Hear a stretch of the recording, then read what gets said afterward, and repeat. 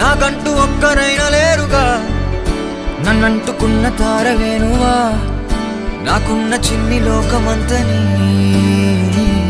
పిలుపేగా. ఏరిపార చూడసాగే దూరమే, ఏది ఏది చేరే చోటనే సాగే క్షణములాగేనే.